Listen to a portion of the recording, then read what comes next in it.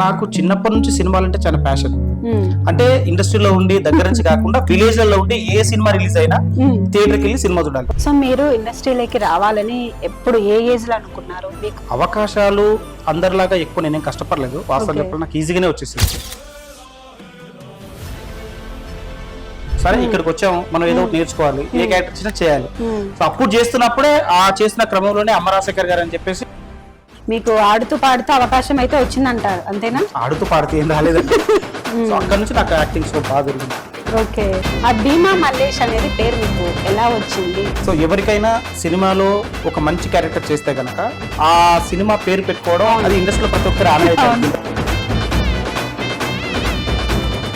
So villain కి ఎంతో కష్టపడాల్సి ఉంటుంది, అంత ఈజీ అయితే కాదు. ఈ సలార్ మూవీలో కూడా నన్ను డైరెక్టర్ గారు నేను పర్ఫార్మెన్స్ చేస్తే అక్కడ లోపల ఒక జైల్ సీక్వెన్స్ ఉంటది, క్లైమాక్స్ ఫైట్ కి లీడర్ చేసినప్పుడు ప్రశాంత్ సార్ క్లాప్స్ కొట్టించి నేనున్న దగ్గర నుంచి బయటికి వెళ్ళిన దాకా క్లాప్స్ కొట్టించాడు. అసలు అంత పెద్ద మూవీలో వస్తుందని మీరు ఎక్స్పెక్ట్ చేశారా? అంత పెద్ద హీరో పక్కన ఇక్కడ ఇండస్ట్రీలో ఒకటే అండి, నువ్వు ఎంత మంచి క్యారెక్టర్ చేయాలన్నా ది బెస్ట్ ఆడిషన్ ఇవ్వాలి. విలన్ అంటే ఎంతో కొంత చాలా దెబ్బలు కూడా తగులుతాయి అనేసి తెలుస్తుంది.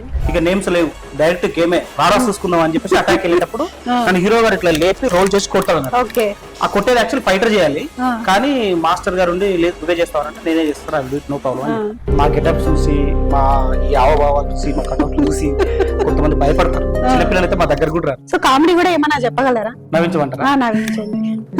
నేను యాక్చువల్లీ వేరే అమ్మాయిని లైన్ ఇద్దాం అనుకున్నాను. ఆ అమ్మాయి నన్ను చూస్తే పడలేదు, నేను ఎందుకా అని ఆలోచిస్తున్నా. ఓహో నా మనసు మీ యాంకర్ మీద వచ్చింది, అందుకే మీరు ఇలా వచ్చింది కదా. అది మీరు కూడా ఎక్స్పెక్ట్ చేయలేదు కదా. ఎక్స్పెక్ట్ చేయలేదు. హాయ్ హలో నమస్తే, welcome back to my channel. This is Lalitha from Lalitha stocks. సినిమాలోకి రావాలని చాలా మందికి ఉంటుంది. ఇది ఒక రంగుల ప్రపంచం. ఈ రంగుల ప్రపంచంలోకి రాకూడదని మాత్రం ఎవరు ఉండరు.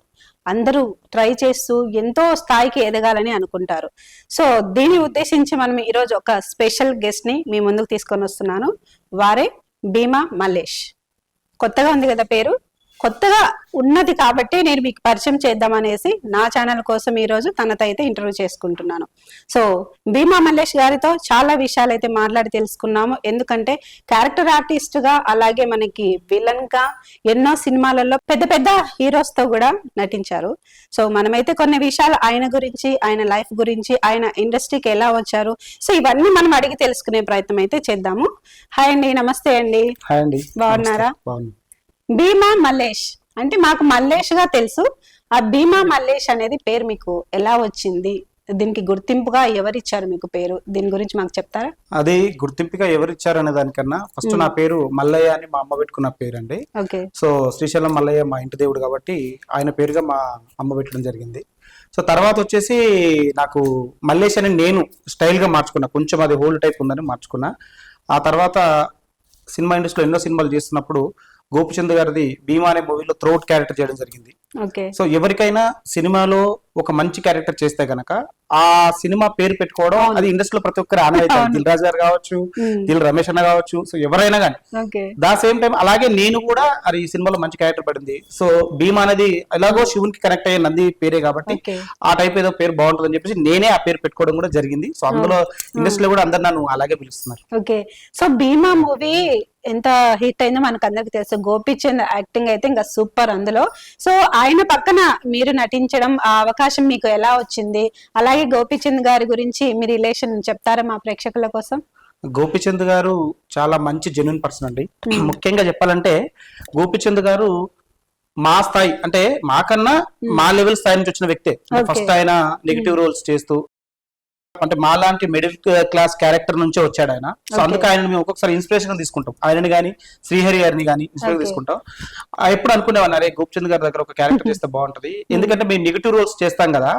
సో ఆయన నెగిటివ్ రోల్స్ చేస్తే మేము అందరం చూసిన వాళ్ళం కదా, ఆయన దగ్గర నుంచి ఎంతో నేర్చుకోవచ్చు కదా అని ఒక చిన్న స్వార్థం. సో అప్పుడు నేను అనుకున్నప్పుడు ఫస్ట్ ఆయన మూవీ పక్కా కమర్షియల్ అని చెప్పి చేయడం జరిగింది. వేరే ఒక అన్న నాగు అన్న అని చెప్పి ఆయన ఆధ్వర్యంలో నువ్వు బాగున్నావు, ఈ సినిమాలో నువ్వు ప్రయత్నం చేస్తూ అవుతుంది అని చెప్పిస్తే పక్కా కమర్షియల్ అనే సినిమాలో అవకాశం వచ్చింది. సో దగ్గర నుంచి చూశాను, ఒక ఫైట్ చేశాను కానీ క్యారెక్టర్ అనేది చేయలేకపోయాను.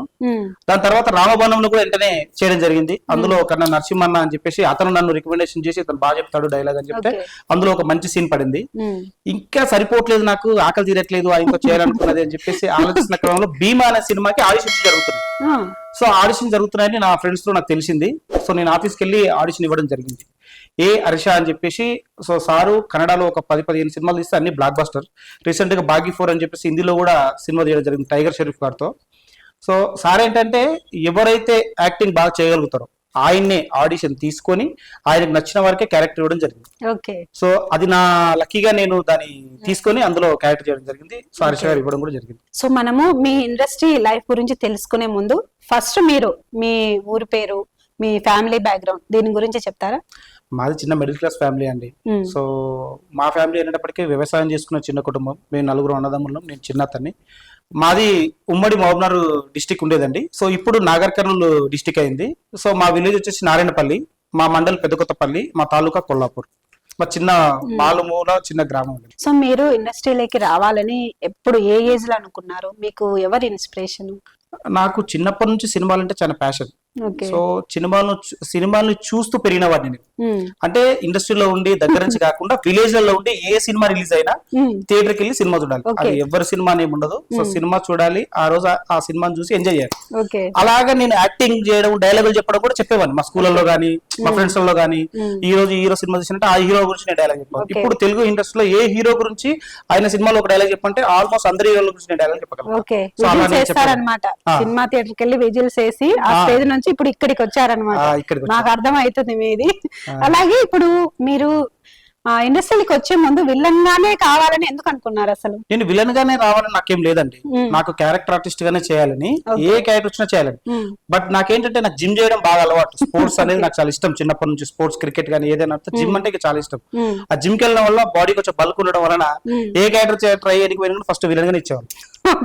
అంటే నాకు ఒక డౌట్ వస్తుంది, మీ హెయిర్ చూస్తే, మీ గడ్డం చూస్తే నాకు అలాగే అనిపిస్తుంది విలన్ కి సరిపోతారు అన్నట్టు. అందుకే అలా ఏమన్నా ఫస్ట్ నుంచి ఇలాగే మెయింటైన్ చేసుకుంటూ వచ్చారా? లేదు, ఫస్ట్ లో అంత ఏం లేదు, స్మార్ట్ గానే ఉండేది, బాడీ బాగుండేది.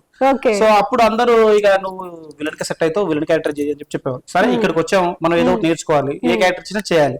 సో అప్పుడు చేస్తున్నప్పుడే ఆ చేసిన క్రమంలోనే అమరాశేఖర్ గారు అని చెప్పేసి ఐఫై అనే మూవీలో మంచి క్యారెక్టర్ చేశాను. ఆయన సినిమాలో త్రోట్ పూచి అనే ఒక క్యారెక్టర్ చేశాను. అప్పుడు ఆయన నా లుక్ సెట్ చేశాడు అన్నట్టు. నువ్వు చేయాల్సిన క్యారెక్టర్ ఒకలా ఉంది, నీ బాడీ ఒకలా ఉంది, నీ లుక్ ఒకలా ఉంది, సో నువ్వు ఇలా ఉండాలి అని చెప్పి నాకు ఒక 6 months యాక్టింగ్ గానీ, సో నా లుక్ గానీ, నా బాడీ గానీ ఎలా ఉండాలో అలా తయారు చేశాను. ఓకే, సో అప్పటి నుంచి ఇప్పటి వరకు కంటిన్యూ అన్నమాట. ఇక కంటిన్యూగా అదే గెటప్స్ వస్తున్నాయి. అసలు క్లీన్ షేవ్ చేసి గడ్డ హెయిర్ కట్ చేసి కూడా 2 years అవుతుంది. కుదరట్లేదు, కంటిన్యూటీ ఉండడం వలన నాకు చేంజ్ చేయడం కూడా కుదరట్లేదు. సో మీరు హైదరాబాద్ కి వచ్చినప్పుడు మీకు అవకాశాలు అంటే ట్రై చేశారా, లేదంటే మీ వరకే వచ్చిందా? ఎలా, దీని గురించి చెప్తారా? అవకాశాలు అందరిలాగా ఎక్కువ నేనేం కష్టపడలేదు. వాస్తవం చెప్పాలి, నాకు ఈజీగానే వచ్చేసింది. ఎందుకంటే నేను జిమ్ చేస్తున్నప్పుడు నాకు జిమ్ అనేది నాకు ఎందుకంటే నాకు డైలీ ప్రతి మనిషి అంటారు కదా, నువ్వు ఒక యోగా చేసినా, ఒక జిమ్ చేసినా నీ హెల్త్ బాగుంటదని. నాకు జిమ్ చేస్తే ఆ డే కాదండి, నాకు చేసే పని కూడా సక్సెస్ అవుతుంది. అంటే నేను ఆ రోజు జిమ్ కి వెళ్ళాను, మంచిగా వ్యాయామం చేసుకున్నాను అనుకోండి, సెంటిమెంట్ లాగా. ఆ రోజు నాకు ఏదైనా ఒక మంచి ఆఫీస్ నుంచి కాల్ రావడము, నేను ఒక 1 month రెగ్యులర్ గా నేను జిమ్ చేసిన అనుకోండి, 30 days యాక్చువల్ డుమాలు కొడుతుంటా. 30 days నేను జిమ్ చేస్తే ఒక సినిమాలో ఖచ్చితంగా మంచి రోల్ ఫోన్ వస్తుంది నాకు. అంత మంచి అసలు అందుకే జిమ్ మారబుద్ది అవ్వదు, కానీ మారుతా ఉంటుంది. అదే వచ్చింది. సో అట్లా వెళ్తున్నప్పుడు మా ఫ్రెండ్ ఒక అతను నుండి, నీవు బాగున్నావు, సో సినిమాలో ట్రై చేయొచ్చుగా, నేను ఒక సినిమా హీరోగా చేస్తున్నా, ఏమైనా క్యారెక్టర్ చేయొచ్చుగా అంటే, సో నాకు ఎలాగో ఇంట్రెస్ట్ ఉంది, బట్ ఆయనతో ఓపెన్ అవ్వలేక చూద్దాం, నేను ట్రై చేద్దాం అనుకుంటే ఆయన ఏమంటే తీసుకెళ్లి కొంచెం అలా ఇచ్చాడు ఫస్ట్ మూవీలో అవకాశం. చాలా మంది అవకాశం కోసం ఎంతో కష్టపడుతుంటారు, తిరుగుతుంటారు. ఇవన్నీ లేకుండా మీకు ఆడుతూ పాడుతూ అవకాశం అయితే వచ్చిందంటారు, అంతేనా? ఆడుతూ పాడుతూ ఏం రాలేదండి. కృష్ణనగర్ లో ఉండి పాపం ఎంతో మందిని కష్టాలు చూస్తుంటాం కదా, మా ఫ్రెండ్స్ ని, కో ఆర్టిస్ట్ ని, వాళ్ళందరిని చూస్తుంటే భగవంతుడా నువ్వు ఒక సేవ్ చేసావు నాకు. ఎందుకంటే నాకు ఇంత కష్టపడకుండా ఈజీగా అవకాశం మాత్రం నాకు వచ్చేటట్టు నువ్వు చేసినావు. ఆ వచ్చిన దాన్ని నేను సద్వినియోగపరచుకోవడానికి మాత్రం ప్రయత్నం చేస్తాను. సో అని మొక్కుకున్నా, అదే పని మీద ఉన్నా. సో ఇప్పటి వరకు మీరు ఎన్ని సినిమాలు తీశారు? నేను ఇప్పటికి ఒక 50 movies దాకా చేసి ఉంటాను. 50 movies లో మీ ఫస్ట్ మూవీ ఏది? నేను ఫస్ట్ కెమెరా ముందు ఫేస్ చేసిన మూవీ అయితే సముద్రుడు అని మా ఫ్రెండ్ ఒక మూవీ ఉందండి. అందులో కెమెరా ముందు చిన్నగా కనిపించేసి వెళ్ళిపోతాను. సో అదొక సినిమాలోనే నేను చేయడం జరిగింది. ఆ తర్వాత నాకు అమరాశేఖర్ గారు పరిచయం అయ్యి ఆయన సినిమాలో త్రోట్ క్యారెక్టర్. అమరాశేఖర్ గారితో ఏ మూవీ? ఐఫై. హైఫై అని ఆయన ఓన్ ప్రొడక్షన్ లో చేయడం జరిగింది. అందులో నాకు ఒక మంచి నేను కేరళ అతను తర్వాత మన సెల్వరాజ్ గారు అని మొగల్ రేకుల్లో ఉంటాడు. సో ఆ అన్నతో కలిసి ముగ్గురం అన్నదమ్ముల క్యారెక్టర్ చేయడం జరిగింది. సో అక్కడ నుంచి నాకు యాక్టింగ్ స్కోప్ బాగా పెరిగింది. అప్పుడు నేను అనుకున్నది ఏంటంటే మనం ఓన్లీ యాక్టింగ్ చేయడమే కాదు, ప్యాషన్ ఉండడం కాదు, వర్క్ అంతా వచ్చి ఉండాలి. వర్క్ లో మేము చేసే విలన్ క్యారెక్టర్ కి బాడీతో పాటు పర్ఫార్మెన్స్ ఫైట్ కూడా చేయగలిగాను. ఒక చిన్న సినిమాకి నేను వెళ్ళాను, అక్కడ నా క్యారెక్టర్స్ తో నేను ఫైట్ చేయాలి యాక్చువల్లీ. సో నాకు ఫైట్ రావట్లేదు, బాడీ వంగట్లేదు. అక్కడ మాస్టర్ చూసి వాడు జిమ్ బాయ్ రావని బాడీ వంగట్లేదు, వాడు వచ్చాను రా చెప్తే అక్కడ నాగన్న అని కొంచెం మంచి ఫైట్లు బాగా చేస్తాడు, మంచి యాక్టర్, మంచి ఆర్టిస్ట్ అన్న నన్ను చూసి నీకు బాగా ఇంట్రెస్ట్ ఉంది కానీ నువ్వు ఫైట్ చేయలేకపోతున్నావు తమ్ముడు, సో ఫైట్ ఎలా చేయాలో కొంచెం నేర్చుకో అని చెప్పేస్తే నీకు ఎవరు నేర్పేది ఎందుకంటే నీతో పాటు వస్తాను నువ్వే నేర్పి అని చెప్పేసి కొన్ని సినిమాలు అన్నతో కలిసి చేయడం జరిగింది. నాగు అని బెస్ట్ ఫ్రెండ్ నాగు అనుకోవచ్చా? ఆ ఇండస్ట్రీలో బెస్ట్ ఫ్రెండ్ కాదు, బెస్ట్ ఒక ఎలివిషర్ లాగా, అంటే వెలివిషర్ లాగా కానీ ఒక బ్రదర్ లాగా, ఫ్రెండ్ అని పెద్దోడు ఒక ఎలివిషర్ లాగా నేను అనుకుంటాను. నాకు గురువు అమరాశేఖర్ గారు అయితే వెలివిషర్ లాగా అయినా ఒక సపోర్ట్ లాగా. ఇప్పుడు సలార్ మూవీలో మీరు యాక్ట్ చేశారు, నేను కూడా చూసాను. అసలు అంత పెద్ద మూవీలో వస్తుందని మీరు ఎక్స్పెక్ట్ చేశారా? అంత పెద్ద హీరో పక్కన అది నేను ఎక్స్పెక్ట్ చేయలేదు. అది కూడా సేమ్ ఆడిషన్. ఇక్కడ ఇండస్ట్రీలో ఒకటే అండి, నువ్వు ఎంత మంచి క్యారెక్టర్ చేయాలన్నా ది బెస్ట్ ఆడిషన్ ఇవ్వాలి. సో మీ ముందు ఎలా మాట్లాడాలి, అక్కడ ఆడిషన్ మాత్రం అంతకన్నా ఇంకా హెవీగా చేయాలి. సో వాళ్ళకి అందుకే అక్కడికి వెళ్ళినప్పుడు అడుగుతాం మేము, సార్ మీకు ఏ టైప్ క్యారెక్టర్ కోసం చేయాలి అని అడుగుతాం. నువ్వు నన్ను సలార్ అప్పుడు అడిగింది ఏంటంటే బాగా జాంబీస్ టైప్ ఉండేది, ఒక రగడ్ క్యారెక్టర్ లాంటిది, నువ్వు ఒక డైలాగ్ అన్న చెప్పు, పర్ఫార్మెన్స్ అన్న చేయి, ఒక యాక్టింగ్ ఏదో ఒకటి చేయని చెప్పాడు. అప్పుడు నేను ఆలోచించుకొని సరే అని చెప్పేసి నేను ఒక యాక్టింగ్ చేసి ఒక డైలాగ్ చెప్పడం జరిగింది. నేను డైలాగ్ వచ్చేసరికి ఏంటంటే వాళ్ళు నాకు ఒక చిన్న స్క్రిప్ట్ ఇచ్చారు, ఈ టైప్ చేయాలంటే డైలాగ్ అనే దానికన్నా నాకు యాక్టింగ్ చేయడం ఎక్కువ ఇంపార్టెంట్ అనిపించింది నాకు అక్కడ ఆ క్యారెక్టర్ కి. సో అప్పుడు నేను డైలాగ్ పెద్దగా చెప్పకుండా నేను పర్ఫార్మెన్స్ త్రూ వాళ్ళని యాక్సెప్ట్ చేశాను. ప్రభాస్ గారిని చూసారనమాట. ప్రభాస్ గారిని 20 days చూసానండి దగ్గరుండి. క్లైమాక్స్ మాట్లాడారు, ప్రభాస్ గారు మాట్లాడారు. ఇప్పుడు సలార్ లో మీరు విలన్ క్యారెక్టర్ చేశారు కదా, సో విలన్ కి ఎంతో కష్టపడాల్సి ఉంటుంది, అంత ఈజీ అయితే కాదు. అలాగే ప్రభాస్ గారు ఎలా ట్రీట్ చేసేవారు మిమ్మల్ని? ప్రభాస్ గారు చాలా బాగా ట్రీట్ చేస్తారండి. అంటే ముఖ్యంగా చాలా బాగా మాట్లాడతాడు ఆయన. పెద్దోళ్ళు అందరూ అంతే, ఏ హీరో అయినా కూడా వాళ్ళకి ఈగోనెస్ గానీ అవంటూ ఏమి ఉండవు. చాలా ఫ్రెండ్లీగా ఉంటాడు, చాలా బాగా మాట్లాడతాడు. బట్ కాకపోతే ఏంటంటే కొందరు చిన్న చిన్న ఆర్టిస్టులు ఆయన మీద పడిపోతాడు అని చెప్పేసి ఆ పక్కన ఉన్న బౌన్సర్స్ వాళ్ళే దగ్గర వాళ్ళకి ఎవరైనా బాగా పర్ఫార్మెన్స్ చేస్తే గనక పిలిచి మరి అప్రిషియేట్ చేసి పంపిస్తారు. సో ఇప్పుడు ఈ సలార్ మూవీలో కూడా నన్ను డైరెక్టర్ గారు నేను పర్ఫార్మెన్స్ చేస్తే అక్కడ లోపల ఒక జైల్ సీక్వెన్స్ ఉంటది, క్లైమాక్స్ ఫైట్ కి లీడర్. సో నువ్వు చేస్తావా అని అడిగి చేస్తాను సార్ అని చెప్పాను. అక్కడ 100 మందిలో మళ్ళీ ఆడిషన్ చేశారు. అన్ని కాన్ఫిడెంట్ గా చెప్తున్నారు, అందుకని మీకు ఈజీగా ఛాన్సెస్ వస్తాయి. 100% అండి, అట్లా అందులో నాకు ఎటువంటి ప్రాబ్లం లేదు. చేస్తాను చెప్పి మళ్ళీ అక్కడ కూడా ఆడిషన్ చేశారు లొకేషన్ లో. స్టిల్ డైరెక్షన్ డిపార్ట్మెంట్ వచ్చి ఎవరెవరు ఈ క్యారెక్టర్ చేయగలుగుతారు, జాంబీస్ లీడ్ అని చెప్పి చేస్తే నన్ను సెలెక్ట్ చేసి డైరెక్షన్ టీం తీసుకెళ్లి సార్ చూపించారు. చేస్తామని చెప్తే చేస్తారని చెప్పా. అప్పుడు ఆ లోపల ఒక ఫైట్ సీక్వెన్స్ ఉంటుంది, నాకు ఫైట్ చేసేసి సో బయటికి వచ్చేసి ఆ రాడ్ ని తీల్చేసి విలన్ అటాక్ చేసే షాట్ ఉంటుంది. అది చాలా బాగా అనిపించింది వాళ్ళకి. అక్కడ ఏంటంటే అందరికి ఇంజెక్షన్స్ డ్రగ్స్ టైప్ ఇస్తుంటే అందరు చనిపోతా ఉంటారు, ఒకడికి మాత్రమే అది సెట్ అవుతుంది. ఆ క్లైమాక్స్ ఆ ఒక్కడికే సెట్ అవుతుంది. ఆ సెట్ అయితే వాడి పర్ఫార్మెన్స్ ఎలా ఉంటది. సో ఆ సినిమాలో ప్రభాస్ ఎవరు కొట్టినా చనిపోరు. సో మనం ఇలాంటి వ్యక్తుల్ని తయారు చేసి ఒక జాంబీస్ లాంటి బలమైన వ్యక్తుల్ని తయారు చేసి పంపిస్తే వీళ్ళు చంపగలుగుతారు అని చెప్పేసి సైంటిస్టులు అంతా వచ్చి అలా తయారు చేస్తున్నారు మనుషులు. దాని పర్ఫార్మెన్స్ చేయని చెప్తే అప్పుడు నేను లోపల ఒక 5-6 మందిని లోపల ఫైట్ చేసి ఆ తర్వాత రాడ్ తీల్చేసి ఇట్లా బయట పర్ఫార్మెన్స్ చేసినప్పుడు సినిమాలో చేసినప్పుడు ప్రశాంత్ సార్ క్లాప్స్ కొట్టించి నేనున్న దగ్గర నుంచి బయటికి వెళ్ళిన దాకా క్లాప్స్ కొట్టించాడు. సో అది చాలా హ్యాపీ అనిపించింది. ఆ అరిచేటప్పుడు కూడా ఐస్ స్లో అవుతున్నాయి, దాని బ్రైట్నెస్ ఇంకా పెద్దగా ఉండాలి అని చెప్పేసి ఆ కళ్ళలో బ్లడ్ వేసి చిన్న చిన్న గింజలు లాంటివి ఇస్తే అది ఇంకా చాలా చాలా మంటలేసింది. ద సేమ్ టైమ్ ఆ పర్ఫార్మెన్స్ రావడానికి నాకు ఈజీ అయింది.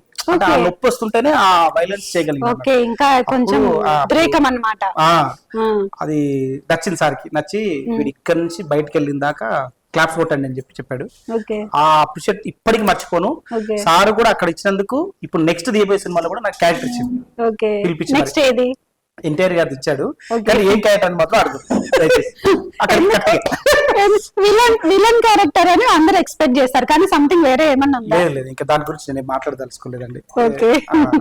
సార్ గుర్తుపెట్టుకుని సరే, ఎలాగైనా మన మీడియా మనకు ఖచ్చితంగా మళ్ళీ వస్తారు, అప్పుడు మీ దగ్గర నుంచి రాబట్టుకుంటాయి అప్పుడు దీని ఖచ్చితంగా గురించి. నేను చెప్తా. అలాగే ఇప్పుడు విలన్ అంటే ఎంతో కొంత చాలా దెబ్బలు కూడా తగులుతాయి అనేసి తెలుస్తుంది. మీకు అలాంటి దెబ్బలు ఏమైనా ఎప్పుడైనా తగిలినాయా? తగిలినాయి, చాలా తగిలినాయండి నాకు. అప్పుడు ఏమైనా బాధపడ్డారా బాగా? అయ్యో ఇంతగానో కష్టపడుతున్నా, ఇంతగానో తగిలింది, వేరే విలన్ కాకుండా వేరేది ఉండింటే బాగుండిందో అని ఏమన్నా అనుకున్నారా? లేదు లేదు, నేను అనుకున్నదే సినిమాలో సాధించాలని వచ్చాను. సో ఇక్కడ దెబ్బలు తగులుతాయి, తగిలిన ప్రతి దెబ్బ ఒక స్టెప్ పైకి ఎక్కడానికి అన్నది నా ఫీలింగ్. సో అది నేను చాలా స్పోర్టివ్ గా తీసుకున్నాను తప్ప అక్కడ ఏం నేను బాధపడింది ఏం లేదు. భీమా సినిమాలో నేను గోపిచంద్ గారి దగ్గర డైలాగ్ చెప్పి అటాక్ వెళ్ళాలి ఫైట్ చేయడానికి. ఇక నేమ్స్ లేవు, డైరెక్ట్ గేమే రారా చూసుకుందాం అని చెప్పేసి అటాక్ వెళ్ళేటప్పుడు నన్ను హీరో గారు ఇట్లా లేపి రోల్ చేసి కొట్టారు. ఆ కొట్టేది యాక్చువల్ ఫైటర్ చేయాలి, కానీ మాస్టర్ గారు ఉండి లేదు నువ్వే చేస్తావంటే నేనే చేస్తాను, నో ప్రాబ్లం. సో నిజంగానే అలా లేపి అంటే రోప్ లాంటిది వేస్తారు, కానీ హీరో గారు లేపి నన్ను తిప్పి భూమి మీద కొడతారు. సో అది కింద పడి మళ్ళీ బంప్ అవుతాం పైకి. అది చేసినప్పుడు కొంచెం నాకు ప్రాబ్లం అయింది, బట్ ఓకే నో ప్రాబ్లం. సరే ఆ సినిమాలో అంత కష్టపడడానికి అంత మంచి క్యారెక్టర్. ఓకే, ఇప్పుడు మీరు 50 మూవీస్ లో యాక్టింగ్ చేశారని చెప్పారు కదా, 50 మూవీస్ లో మీ జర్నీలో మీకు బెస్ట్ హ్యాపీనెస్ ఇచ్చిన మూవీ గానీ ఏదైనా అకేషన్ గానీ ఏమైనా ఉందా? నాకు ప్రతి సినిమా మర్చిపోలేండి, లైఫ్ లో మర్చిపోలేండి. నాకు ప్రతి సినిమా మంచి హ్యాపీనెస్, మంచి best moment. The best moment అయితే నాకు భీమా సల్లార్. సో ఇప్పుడు రిలీజ్ కాబోయే శర్వానంద్ గారి మూవీ. ఓకే, నెక్స్ట్ ఎప్పుడు అంటే శర్వానంద్ గారి దాంట్లో ఉంది, ఎప్పుడు రిలీజ్ అది? అది ఇప్పుడు జాన్ 14th ఉంది, పండగకి వస్తుంది. సో అందులో చాలా మంచి క్యారెక్టర్ చేశారు. అది మలయాళీ ఆర్టిస్ట్. సో డైలాగ్ అన్ని కూడా మలయాళంలో చెప్పడం జరిగింది. సో శర్వానంద్ గారు అడిగారు మలయాళ మన తెలుగు అంటే లేదు, కేరళలో చేసాం మేము షూట్. అది అప్పుడు లేదు మనోడి అక్కడి నుంచి తీసుకొచ్చాం సార్ అని చెప్పాడు. అంటే అప్పటికప్పుడు డైలాగ్స్ అన్ని బట్టి చెప్పడం జరిగింది. ఇప్పుడు విలన్ అంటే ఇప్పుడు ఫిజిక్ మెయింటైన్ చేయాలి, ఆహారం కూడా అలాగే ఉంటుంది, ఫుడ్. సో మీ ఫుడ్ హ్యాబిట్స్ ఏంటండి?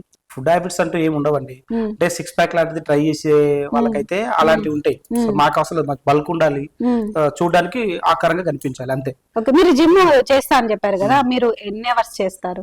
నేను డైలీ 1 అవర్ జిమ్ చేస్తాను. 1 అవర్ కంపల్సరీ. కానీ ఈ మధ్యన షూట్స్ ఎక్కువైపోయి కుదరట్లేదు. సో ఆ కుదరనప్పుడు నాకు అవకాశాలు కూడా రావట్లేదు, అట్లా అయిపోతుంది పరిస్థితి. అంటే నేను చెప్పాను కదా, జిమ్ చేస్తేనే నాకు మంచిగా ఉంటుంది. సో దానికి కొంచెం బద్ధకం వచ్చేసి ఓసారి అవకాశం లేక సరిగ్గా వెళ్ళట్లేదు. కానీ జిమ్ అనేది కంపల్సరీ ప్రతి ఒక్కరు చేయాలి. సో నాకైతే ఇంకా చాలా బెస్ట్, చాలా హ్యాపీ అనిపిస్తుంది. ఇప్పుడు ఇన్ని మూవీస్ లో మీరు యాక్ట్ చేశారు కదా, ఇప్పుడు మీరు ఆడిషన్స్ కి వెళ్తారు, ఆడిషన్స్ లో మీరు డైలాగ్స్ గానీ ఏదైనా పర్ఫామ్ చేస్తారు కదా, మా కోసం మీరు మీ బెస్ట్ డైలాగ్ ఏదన్నా ఉంటే చెప్తారా? చాలా ఉన్నాయి.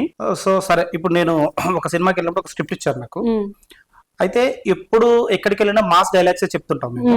ఆ సినిమాలో ఏంటంటే నువ్వు మాస్ వద్దు, నువ్వు ఒక సపోర్టింగ్ క్యారెక్టర్ లాంటిది. అంటే ఒక ఏరియాలో ఒక నార్మల్ గా నివసించే వ్యక్తివి, ప్రతిసారి బలవంతులు వచ్చినప్పుడు నువ్వు అక్కడ నుంచి షిఫ్ట్ అవుతా ఉంటావు. సో దానికి సంబంధించిన సీక్వెన్స్ ఒకటి చేయని చెప్పారు. అయితే అక్కడ నేను అదొక ఛాలెంజ్ గా తీసుకున్నా. అంటే నాకు ఏ క్యారెక్టర్ అయినా డిఫరెంట్ గా చేయడం ఇష్టం అన్నట్టు. సో అందులో నేను ఛాలెంజ్ గా తీసుకుని అప్పుడు పర్ఫార్మెన్స్ చేయడం జరిగింది. పెద్దయ్య, ఎప్పుడు చూసినా కానీ పారిపోదాం అని అంటావు ఏంటి పెద్దయ్య? ఇంకా ఎంత దూరం అని పరిగెట్టాలి, ఎంతని పరిగెట్టాలి? ఇంతకు ముందు అంటే నువ్వు నేను మనం మాత్రమే ఉండేవాళ్ళం పెద్దయ్య. కానీ ఈ రోజు మనల్ని నమ్ముకుని కొన్ని వందల మంది ఉన్నారు, మన భార్య పిల్లలు ఉన్నారు, వాళ్ళని తీసుకొని కూడా ఎంత దూరం అని పరిగెట్టాలి పెద్దయ్య? నీ మాట అంటే నాకు గౌరవమే, నీ మాట కోసం నేను ఏవైనా చేస్తా. కానీ నువ్వు కూడా నాకు ఒక రోజు ఒక మాట చెప్పావు, గుర్తుందా పెద్దయ్య?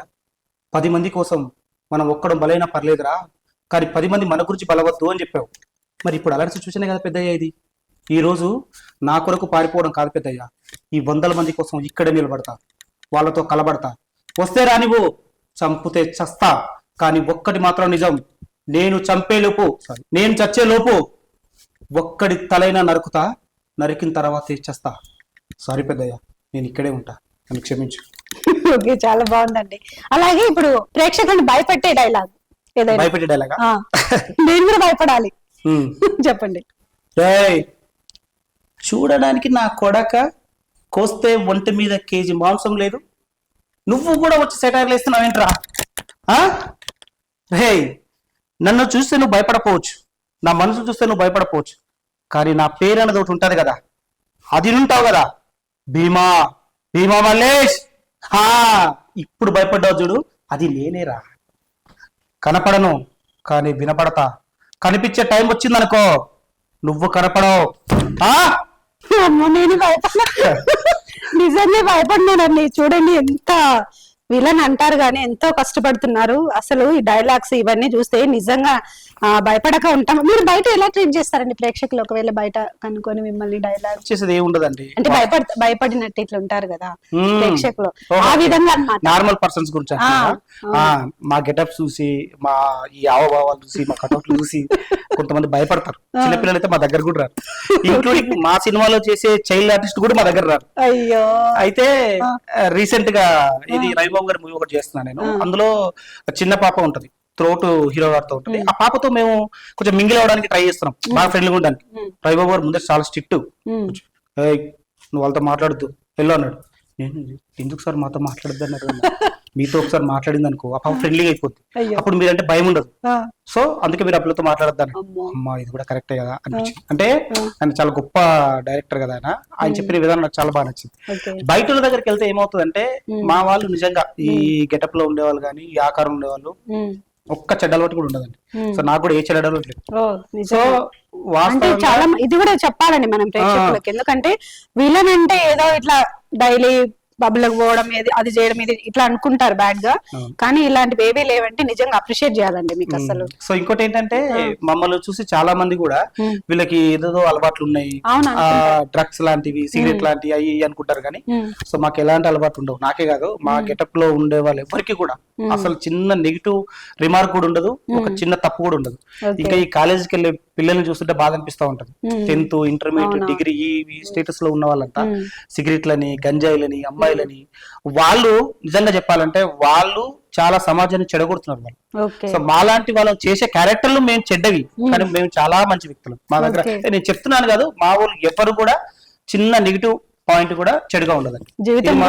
తెలిసిన వాళ్ళు అంటారు 100% అండి, 100%. మేము ఆ క్యారెక్టర్ చేస్తుంటాం కదా, దాన్ని ఫీల్ అయినప్పుడు అరే నిజం కదా, ఇలాంటివి రియల్ కూడా చాలా మంది చేస్తున్నారు కదా, వాళ్ళు ఎలా చేస్తున్నారు అని మేమే ఫీల్ అవుతాం. ఆ క్యారెక్టర్ ఇప్పుడు మీరు ఎమోషనల్ గా ఒక డైలాగ్ చెప్పారు, భయపెట్టేలాగా ఇంకొక డైలాగ్ చెప్పారు. సో కామెడీ కూడా ఏమన్నా చెప్పగలరా? కామెడీ చెప్పండి. కామెడీ అన్నమాట, ఆల్ ఇన్ వన్ అన్నమాట. ఏదన్నా మరి కామెడీ అంటే నవ్వించండి చూద్దాం. నవ్వించమంటారా? నవ్వించండి. నేను యాక్చువల్లీ వేరే అమ్మాయిని లైన్ ఇద్దాం అనుకున్నాను. ఆ అమ్మాయి నన్ను చూస్తే పడలేదు. నేను ఎందుకా అని ఆలోచిస్తున్నా. ఓహో, నా మనసు మీ యాంకర్ మీదకి వచ్చింది, అందుకే మీరు ఇలా వచ్చింది కదా. చదవరా జస్ట్ జోక్ అండి. బాగుందండి, సారీ అండి, స్పాంటేనియస్ గా అన్నారు కదా, బాగుంది బాగుంది. మీరు కూడా ఎక్స్పెక్ట్ చేయాలి కదా, నేను ఎక్స్పెక్ట్ చేయలేదు. ఇప్పుడు ఇంకొక క్వశ్చన్ లాస్ట్ చివరిగా, ఇప్పుడు మీరు రెమ్యునరేషన్ ఇప్పుడు ఒక మూవీ లాగా తీసుకుంటారా, ఒక మూవీకి ఇంత తీసుకుంటారా, లేదంటే డేస్ వైజా? మాకు ఎట్లా ఉంటదంటే, మాకు మూవీస్ ని బట్టి, ఆ మూవీ బడ్జెట్ ని బట్టి మాకు ఒక పేమెంట్ చెప్తారండి. ఆ పేమెంట్ ఎట్లా ఉంటదంటే ఎవ్రీడే పేమెంట్. అంటే ఒక సినిమాలో నేను 50 days లాక్ అయినా, 60 days లాక్ అయినా, 1 day లాక్ అయినా ఒక పేమెంట్ చెప్తారు. మీకు ఈ రోజుకి ఇంత పేమెంట్ ఇస్తాము, ఇన్ని రోజులకు కలిపి అనకుండా ఒక్కొక్క రోజుకి ఇంత ఇస్తాము. సో మీ డేట్స్ ఇన్ని ఉండొచ్చు, ఇంటికి ఉండకపోవచ్చు అని డైలీ వేజ్ గానే మాకు ఇవ్వడం. డైలీ వేజ్ చెప్తారా ఎంతనా డైలీ వేజ్? అది చెప్పకూడదు, బట్ కానీ హ్యాపీగా, చాలా హ్యాపీగా ఉన్నాం, నో ప్రాబ్లం. సో సొంతంగా ఏమన్నా హైదరాబాద్ కి వచ్చిన తర్వాత ఫ్లాట్ గానీ ఇట్లా ఏమన్నా ప్లాన్ చేశారా? లేదు, నేను యాక్చువల్లీ ఇంతకుముందు బిజినెస్ చేస్తున్నప్పుడు ప్లాన్ చేశాం కానీ అది కొంచెం కుదరలేదు. సో ఇప్పుడు నెక్స్ట్ అదే చూడాలి, ఈ 2026 లో అనుకుంటున్నాం మరి. ఓకే, ఆల్ ద బెస్ట్ అండి. మీరు ఫ్లాట్ తీసుకోవాలి, మంచి ఆఫర్స్ రావాలి, మమ్మల్ని మా ప్రేక్షకులని అలరించాలి, ఎంతో ఎంటర్టైన్మెంట్ ఇవ్వాలి అని నేను మనస్ఫూర్తిగా కోరుకుంటున్నాను. సో మనమైతే నెక్స్ట్ మళ్ళీ నారీ నారీ నడమ మురారి సక్సెస్ అయిన తర్వాత మళ్ళీ నేను మీ ముందుకు వస్తాను. ఆ మూవీ గురించి కూడా నేను మీకు మంచి మంచి క్వశ్చన్స్ వేస్తాను, మీరు ఆన్సర్ చెప్పాల్సి ఉంటుంది. భీమా మల్లేష్ గారి గురించి తెలుసుకున్నారు కదా, ఆయన లైఫ్ గురించి, ఇండస్ట్రీలోకి ఎలా వచ్చారు, అలాగే విలన్ క్యారెక్టర్ గా ఎలా ఎదుగుతున్నారు. సో ఇవన్నీ మనము తెలుసుకున్నాం కదా. సో వీడియో నచ్చితే ఖచ్చితంగా లైక్ చేయండి, షేర్ చేయండి, సబ్స్క్రైబ్ చేయండి. అలాగే ఈ వీడియో మీద మీ ఒపీనియన్ కామెంట్ పెట్టండి. సో నమస్తే అండి, థ్యాంక్ యూ వెరీ మచ్. ఇలాంటి మంచి మంచి అవకాశాలు మీకు ఇంకా చాలా రావాలి అని నేను మనస్ఫూర్తిగా కోరుకుంటున్నాను. 2026 లో మీకు అన్ని సక్సెస్ అవ్వాలని నేనైతే ఆశిస్తున్నానండి. థ్యాంక్ యూ అండి, thank you so much. Hi అండి, నమస్తే. దిస్ ఇస్ మీ ఫిల్మ్ యాక్టర్ భీమా మల్లేష్. 2026 లోకి ఎంటర్ అవుతున్నాం. లలిత స్టాక్స్ చూసినటువంటి జనాలకి, ఈ లలిత స్టాక్స్ యాంకరింగ్ చేసినటువంటి మేడం గారికి అందరికీ happy new year. Thank you so much. జై హింద్.